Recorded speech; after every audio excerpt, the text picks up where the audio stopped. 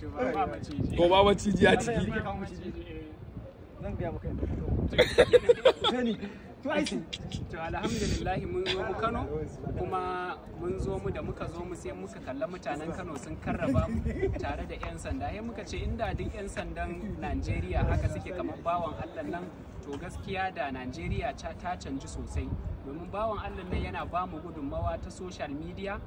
muna kallon ayyukan da yake yi da irin faɗakarwan da yake yi shi yasa muke kiyayen abubuwa da dama ya karantar da mu doka da dama na social media mu da muke wajen Kano to ya kamata 'yan Kano su yi marhaba da bawan Allah nan domin bawan Allah nan billahi lazi ba za a gane amfanin shi ba sai lokacin da aka ce yau baya na an aje wani a inda yake saboda aikin shi akwai hikima aikin shi akwai karantarwa to saboda haka aikin jarida ku bayan wannan jakar dai baka debo ina ruwa daga ka tabbata ba mu ciji a ciki a san kai gode ka sabe ya muke maganin wayannan